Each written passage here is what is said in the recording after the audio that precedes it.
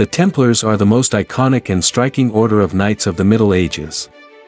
Their figure has served as inspiration for myths and legends that characterize them as heroes of great deeds, protectors of great treasures and secrets, and even expert connoisseurs of esotericism and magic. But outside the fantastic literature created around them, we find the story of an injustice, the story of an order created to protect the pilgrims who visited the holy places of Christianity in the East and the defense of these territories against Muslim incursions. Over time, they managed to accumulate great wealth through various means. This richness, along with some rumors of disagreements between leaders of the Order of the Temple and monarchs, led to the unjust destruction of the Order of the Knights Templar through lies and false accusations.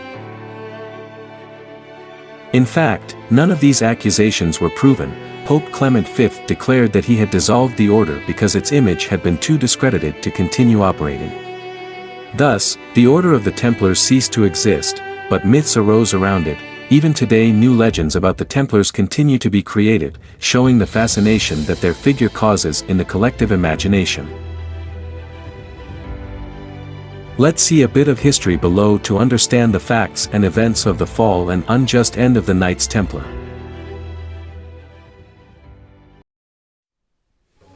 It was the first military order founded within the Catholic Church. However, there is still no certainty about when it was founded, nor is there agreement on exactly what purposes and circumstances.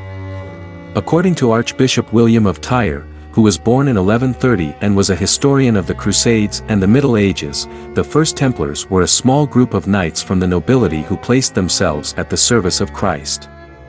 Their leaders were Hugo de Payens and Godfrey of Saint-Omer, and their duty was to protect the pilgrim routes. However, other authors tell different versions. For example, the monk Simon of Saint Bertin says that the Templars were crusaders who decided to stay in the Holy Land to defend it after the First Crusade. A convincing version of the origins of the Templars is that of Ernol, a squire in the entourage of Baldwin of Ibelin, one of the most important families in the Kingdom of Jerusalem. According to this version, the first Templars were a group of knights who decided to dedicate their lives to the Holy Sepulchre after the First Crusade. King Baldwin II approved of this idea, and together with the Patriarch of Jerusalem, the archbishops and bishops approved of the new order. The name of Templarios is due to the fact that they initially lived in the palace located in front of the Temple of the Lord. In short, the Order of the Knights Templar was created on the initiative of the knights, who were pilgrims who arrived in the Kingdom of Jerusalem and set out to defend the region.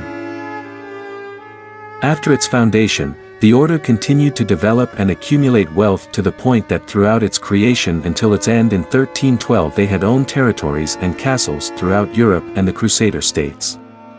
The Templars continued on holy ground until 1291, the year they lost Acre, their last great fortress in the Christian Kingdom of Jerusalem. The Temple order was led by a master who ruled from a headquarters along with several great officers. The master of the temple held the position for life, although in some cases they resigned from the position. The election was made in an assembly with the officers of the order and other members of the convent.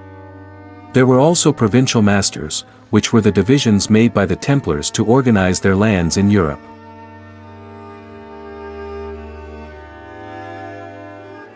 The Templars were not priests, nor were they comparable to such, although they took the three monastic vows of chastity, poverty and obedience. At first, they had no distinctive dress, but that of an ordinary secular knight, but a few years later they were assigned a white habit, which consisted of a simple mantle or cape, and later they were authorized to wear a red cross to show that they were Knights of Christ. The red cross on white also represents martyrdom. The seal of the Master of the Order of the Temple had two faces, and was used to validate the documents of the order itself. On one side was the circular dome of the Church of the Holy Sepulchre, and on the other was the symbol of the order, which consisted of two knights riding the same horse. This is due to the initial poverty of the order and as a way of promoting the humility of it. The Templars performed military service in the Jerusalem region, the Iberian Peninsula and Eastern Europe. However, in other regions such as the British Isles, France, or Italy they played a different role. The Templars in these areas took on roles as messengers, guards, and treasurers. The organization took on a strong financial character in these lands, so they were chosen as bearers of the Pope's money. The princes also appointed them to similar positions. The monarchs for their part used their services that ranged from loans and custody of valuables to the administration of the king's treasury, as happened in France. These operations were a side business for the Templars, who also received large donations from various kings, princes, and nobles. The Templars were considered trustworthy people. That is why they were entrusted with this type of financial matters. It should be emphasized that they did not usually invest the goods or money that was entrusted to them, but rather they kept it safe. The development of their activities and financial services also makes sense, since they required capital for their incursions into the East and the protection of the Holy Land. After the loss of Acre in 1291, the Templars were hit hard. They had invested a lot of resources and men in that region. Even the Grand Master, Guillaume de Beaujeu, was killed in the battle. The following years were used to get up from that fall and reorganize. Since the papacy, other monarchs and commentators in general began to speculate on how to recover the Holy Land. But suddenly, in 1307, everyone was shocked by the news that King Philip IV had ordered the arrest of the Templars in France, where the knights were imprisoned.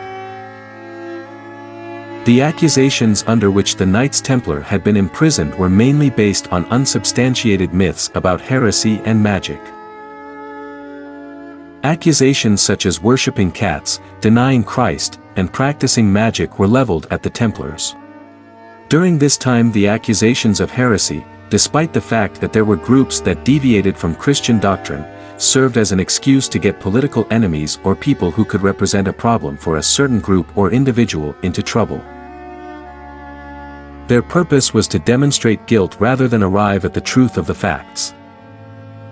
In this context, the Templars were detained without evidence, and were cruelly tortured until they confessed, as it was believed that the threat of torture and the fact of causing pain would make them admit the truth. The reality is that many defendants ended up admitting a crime they had not committed, for fear of being severely punished.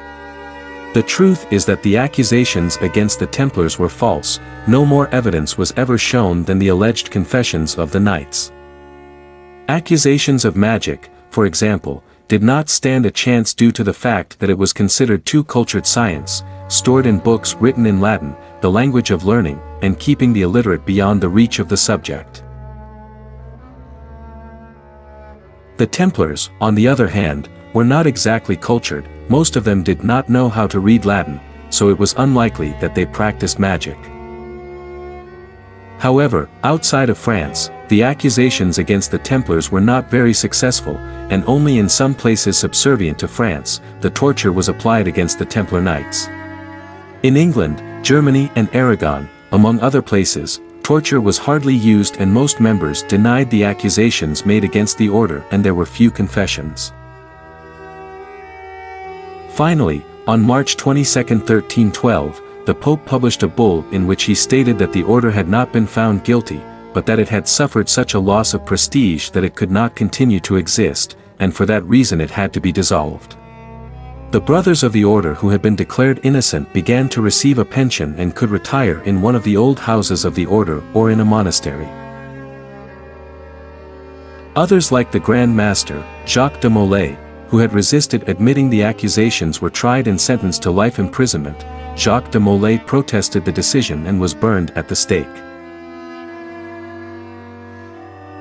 It is believed that the main reason for seeking the elimination of the Templars was the economic needs of Philippe IV, who saw in the lands of the Templars a relief to his plight. It is also thought that it was a way of demonstrating his power over the papacy, and let everyone see that it was under the control of the King of France. Some say that it could be due to a dispute for money between Jacques de Molay and Philip IV. After the dissolution of the Order of the Temple, most of its assets were given to the Order of the Hospital of St. John. Some were recovered by their donors, confiscated by the kings, or given to newly created orders. With the passage of time, literature and various myths would transform the figure of the Templar, making them expert connoisseurs of magic, secrets and discoveries that they had to keep out of the knowledge of others, and even as protectors of the Holy Grail. Due to their history and influence, as well as the subsequent legend created from them, the Knights Templar are undoubtedly the best known and most distinctive military order in history. Subscribe for more content.